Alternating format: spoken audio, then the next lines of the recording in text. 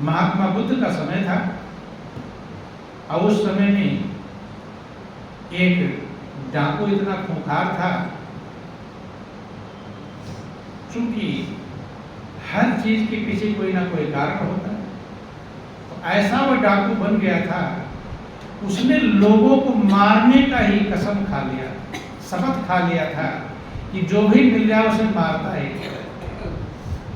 और गिनती के लिए पहले लोग इतने पढ़े लिखे होते नहीं, अब गिनती गिने कैसे कितने को मारा हूं, इसलिए उस जिसको मारता था उसकी एक अंगुली काट कर और गले में माला बना देता, इसलिए उसका नाम पड़ गया अंगुलीमाल।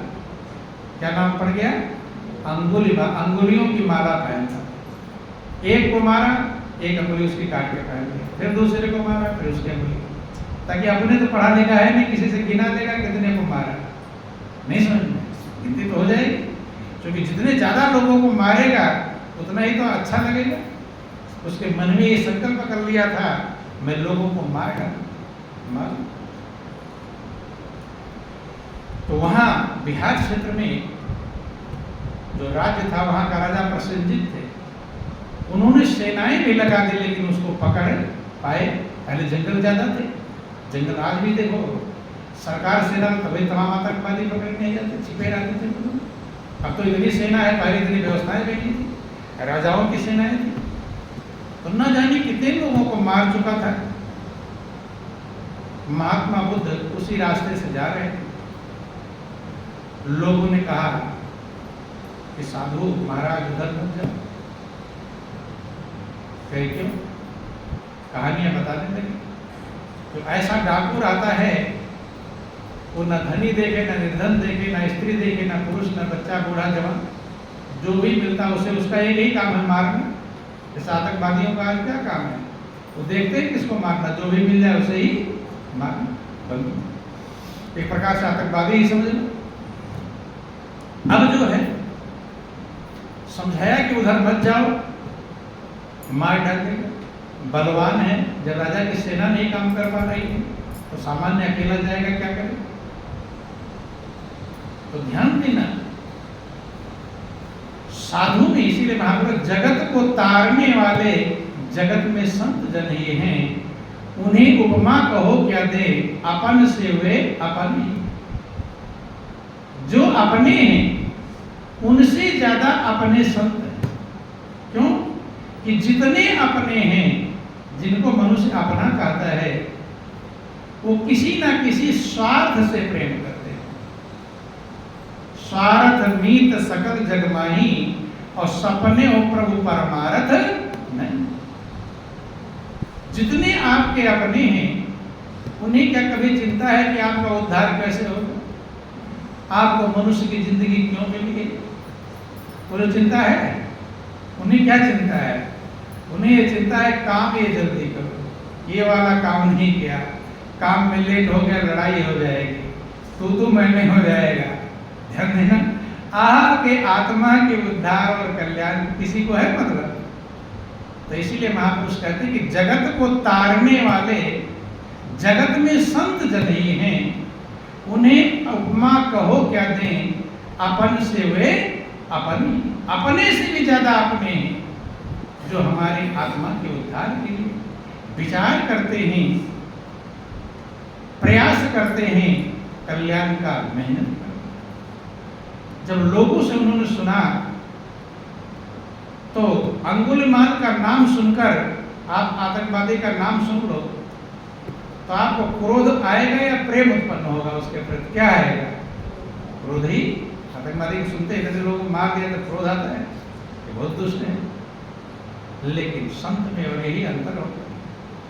जब लोगों ने बताया कि बहुत लोगों को मार चुका, अंगुलियों की माला पहन लेता है गिनने के लिए, गिनाने के लिए, और अभी आपकी भी एक अंगुली पहन लेगा, जाओ तो उधर, देर लगने वाली नहीं। उन्होंने कहा फिर मेरा जाना और जरूरी हो गया। अगर ऐसा है तो उस जीवात्मा पर दया करनी, करुणा। वो दया से उल्टा चला गया, हट गया है, करुणा से हट गया है। लोगों ने कहा महाराज आप अगर किसी घर के होते तो जबरदस्ती आपको रोकते, भाई किसी घर का आदमी कोई पागल हो जाता है, रस्सी उसे बांधते हैं, जबरदस्ती कमरे में बंद करते हैं। लेकिन कहते हैं आप किसी घर के नहीं, आपसे प्रार्थना ही कर सकते हैं। अभी अच्छे खासे दिखाई पड़ रहे हैं, अभी 1 सेकंड में गला कट जाए, क्योंकि जूते देता मार दे देता और बोली माला पानी। उन्होंने कहा आप जल्दी जाने तो मुझे देर हो जाए, पता नहीं इसी बीच में किसी को मार दे। भाई जाओ, चल जा रहे हैं। अब उसने देखा, आवाज लगा ठहर जा। वो अपनी मस्त चाल में चलते, लोग उसका नाम सुनकर थर-थर कांपते।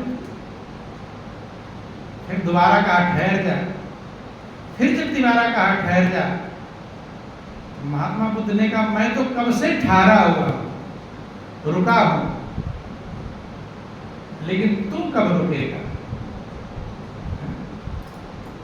तो संत की बाणी अटपटी झटपट लखे न कोय, और जो झटपट बाणी लखे तो प्रभु के दर्शन। संत की बाणी बड़े बड़े विद्वान नहीं, कभी रामायण पढ़े फिर हर कब कोविद बानी, और कहा तो साधु महिमा से तो लुटेरा क्या समझे, निकट आ गया नंगी तलवार लेकर कि शायद तो मुझे जानता नहीं, वार करने ही वाला था। महात्मा बुद्ध समझे अब कटने वाला है गला। वही कहा गया कि संत साईं दुख पर हित लागी, पर दुख हेतु असंत अभागी। संत दूसरे के भलाई के लिए दुख उठा लेते हैं, और असंत दुष्ट प्रकृति के लोग दूसरे को दुख देने के लिए खुद दुख उठा लेते। अब सिर कटने में 1 मिनट का अंतर था, तलवार तान लिया था। उन्होंने कहा कि मुझे तुम मारोगे है ही, एक छोटा सा काम कर दो फिर मारो। क्या कि मेरी अंतिम इच्छा थी, तो मौत आ ही गई है। अंतिम इच्छा थी कि मैं पेड़ से 4 पत्ते खा लूं तब मरूं, अब मौत आ गई, अब मारने वाले ही हो। तो देखो लोग भागते थे, विरोध करते थे, कुछ लड़ते थे, कुछ भागते थे, जैसा भी थोड़ा सीधे कोई खड़ा हो जाएगा लोग काट दो मार। लेकिन वो ना भागे ना लड़े।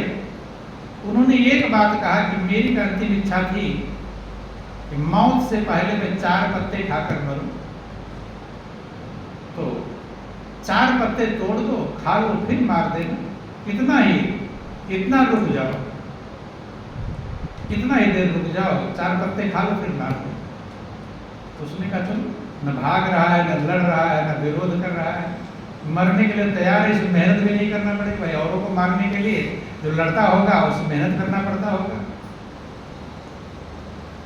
तो तलवार लिया था हमें, मार दिया, छोटी मोटी डाल ही कट गई। लो 4 क्या 400 खा लो, पत्ते की कौन सी कमी जंगल में, पत्ते ही पत्ते हैं। एक छोटी मोटी डाल कट गई।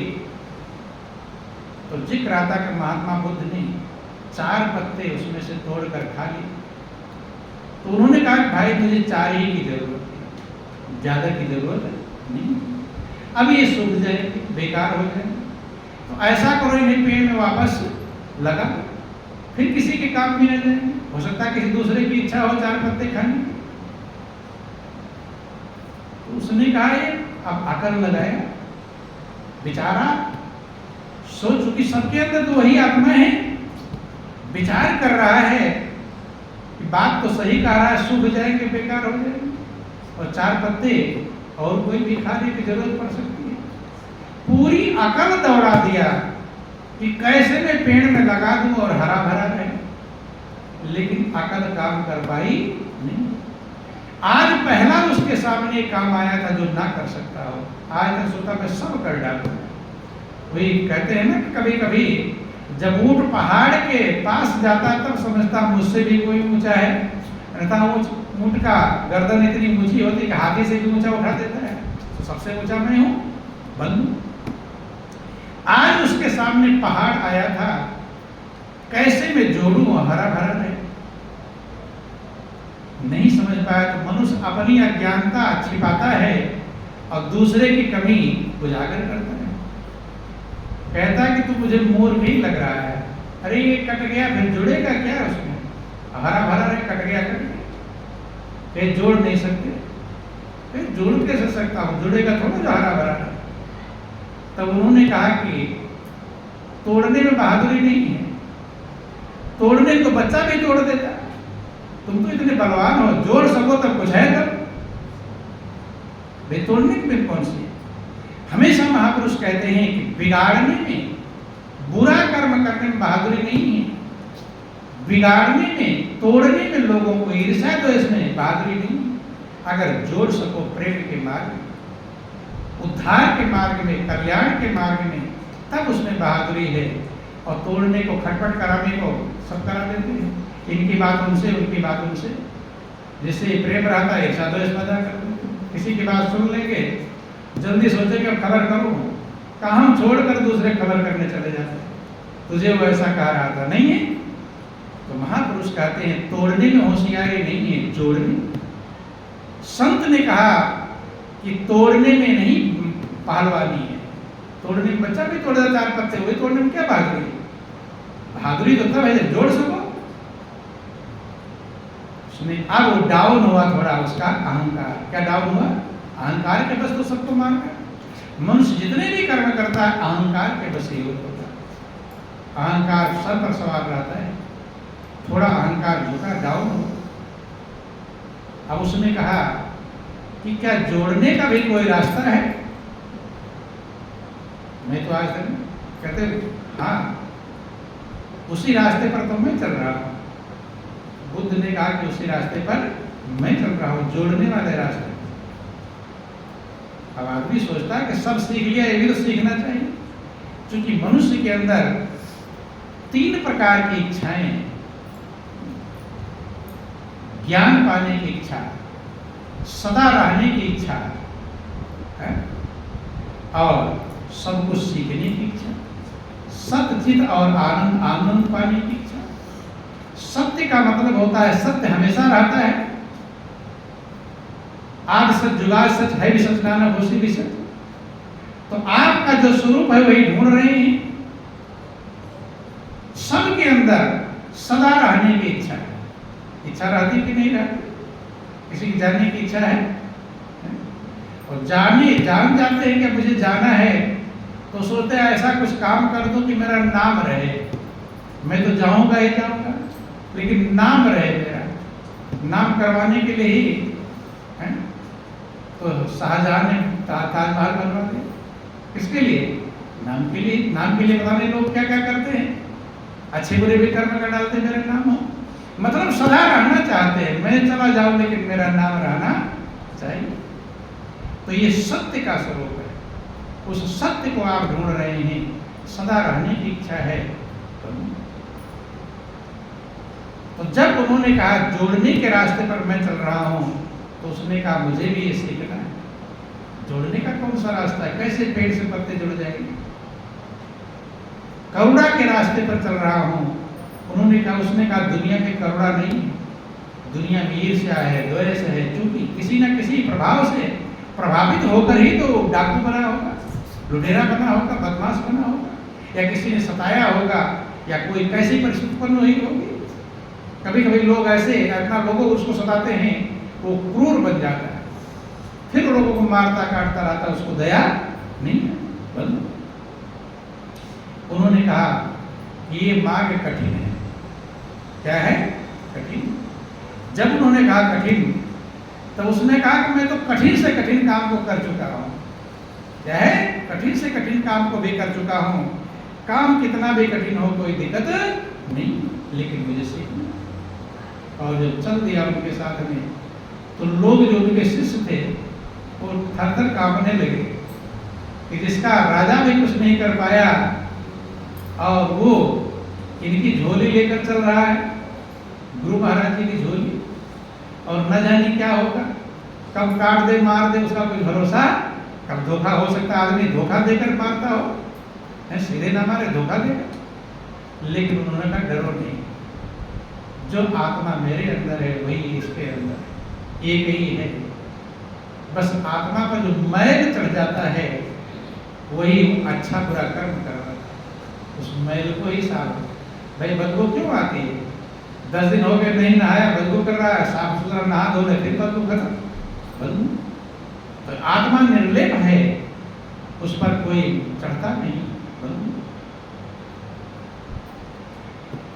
साथ में जा रहे हैं, उनके साथ बैठ रहा, उठ रहा, सब कुछ कर रहा, सत्संग सुन रहा है। तो सत्संग की महापुरुष का एक घड़ी आधी में पुनियाद, और तुलसी संगत साधु की कटे कोटि अपराध। एक चूंकि जो उल्टा हो चुका है उससे सही होने में दिक्कत नहीं। जैसे पूरी सीमा जा चुका है, दीवार तक पहुंच चुका है, जाएगा आगे कैसे? लौटेगा ही। ज्यादा जो बहुत बुरे बन गए हैं वे सुधरते हैं तो बिल्कुल अच्छे बन जाते हैं, और जो बीच में है न इधर न उधर, वो कहीं पे नहीं है। वो पूरा देख चुका बुराई क्या क्या होती है, अब उसे बचा नहीं है, अब लौट पड़ता है। जब राजा ने सुना कि वो अंगुलिमाल भिक्षु बन गए, क्या बन गए हैं? भिक्षु। आए देखने के लिए, जो राजा सोचते इतनी सेना नहीं इसको पकड़ पाई, अब बुद्ध को पकड़ने की जरूरत नहीं है, वो पीछे पीछे चल रहा है। जो सेना पकड़ने के नहीं पकड़ पाई, मारने के नहीं मार पाई, और वही युद्ध के अनुगामी बन गया, पीछे चल रहा है, मैं भी तो जाऊं। राजा प्रसेनजित जब आए तो प्रणाम किया बुद्ध को। उन्होंने कहा कि मैं सुना है मैंने कि अंगुलिमाल आपके भिक्षु बन गए हैं, मैं उन्हें देखना चाहता हूँ। तो जनरली लोग यही जानते हैं कि डाकू कैसा होता है, बहुत बड़ा बलवान, बड़ी बड़ी मूछें, ये और तगड़ा, जनरल लोग ये समझते हैं। और जो डाकू पकड़े जाते हैं तो देखते हो टीवी में, कोई छोटे छोटे कद के भी डाकू रहते हैं, नहीं समझ में? तो दिमाग में लोगों को यही तो रहता है, क्योंकि पहले की व्यवस्था ये थी, पहले जो बलवान हो डाकू बल से, आज तो हथियार है। तो जब आकर उन्होंने प्रणाम किया, मैं उनके देखना चाहता हूँ, तब उन्होंने, बुद्ध ने कहा कि जो बगल में बैठे यही है अंगुलिमाल। एकदम कांप गए एक बार राजा भी, प्रसेनजित, यही है, इन्हीं का नाम सुनकर लोग कांपते थे, और अब ऐसे बन गए। तो इसलिए महापुरुष समझाते हैं, बुद्ध ने उनको भिक्षा के लिए भेजा अंगुलिमाल। उन्होंने कहा कि अब तुम्हें भिक्षा, अगर भिक्षु बनना चाहते हो तो भिक्षाटन करना पड़ेगा। भिक्षा लेने वाले का नाम ही भिक्षु कहता है। भिक्षा, भिक्षु का मतलब होता है भिखारी, अर्थात अब मेरे पास कुछ भी नहीं। तो दुनिया में जो धन जिसके पास नहीं होता उसे भिखारी कहते हैं, क्या कहते हैं? लेकिन सही में भिक्षु वो है जिसने अपने विकार, जिसके पास नहीं, विकारों का जो भिखारी हो गया, क्या हो गया? जिसके पास सब विकारों को तज दिया है, छोड़ दिया है, वो क्या कहलाता है? भिक्षु कहलाता है, भिक्षु बन गया है। उन्होंने कहा कि जब तुम जाओगे भिक्षा मांगने के लिए तो लोग तुम्हें उल्टे सीधे वचन कहेंगे। तो उन्होंने कहा उल्टे सीधे वचन ही तो कहेंगे, गाली तो नहीं बकेंगे। उन्होंने कहा अगर गाली बके तो गाली कौन सी चिपकी रह जाएगी, मैं लूंगा नहीं। जैसे गाली देंगे तो मैं गाली लूंगा ही नहीं। और कोई आपको गाली देता, आप लेते हैं तभी तो देता है, अगर लेना तो, जैसे आपको किसी ने एक रुमाल है, आपने किसी को आपको दिया किसी ने, अब आप ना लो तो रुमाल किसके पास रहेगी? उसी के पास रहेगी। तो आपको गाली कोई दे रहा है, आप उसका रिएक्शन ना करो, लो मत, तो गाली किसके पास रहेगी? उसी के पास रहेगी। महापुरुषों ने कहा कि आवत गाली एक है और उल्टत होए अनेक। जब एक गाली कोई आपको देता है तो आपके मन में क्या रहता है? मैं एक ही दूं या उससे 4 दूं? सबके मन में यही रहता है कि मैं दादा बनूं, उसका ऊपर ही रहूं, मेरी गाली कम नहीं होनी चाहिए। क्योंकि हमें मनुष्य के अंदर, सबके अंदर अहंकार रहता है, मैं ऐसी बात बोलूं कि मेरी बात सबसे ऊपर रहे। चाहते कि नहीं चाहते? जाओ ना। इसलिए बात को ऊपर झूठ भी बोल देते, क्या क्या कर देते, बात ऊपर होनी चाहिए। और गाली कोई एक देगा तो सोचेगा 4 दूंगा तभी तो मैं बड़ा काला हूँ। तो महापुरुषों ने कहा कि आवत गाली एक है। जब आपने 4 दिया तो वो दूसरा वाला वो 4 बराबर तो देगा नहीं, ब्याज से लौटाता वो 10 लौटाएगा। तो ये किसी कारण से बढ़ता रहता है कि आवत गाली एक है और उल्टत होए अनेक। जैसे आपने उल्टा तो अनेक बढ़ गए। और कहीं कबीर नहीं उलटिए वही एक किए।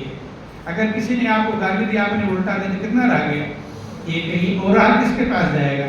जिसने दिया है, आपने लिया ही नहीं तो रहेगा किसी के पास? उसी के पास रहेगा। तो देखिए, तुम जल्दी झोली फैलाए रहते हो, तुम गाली लेने को तैयार रहते हो, इसलिए वो देने को तैयार है।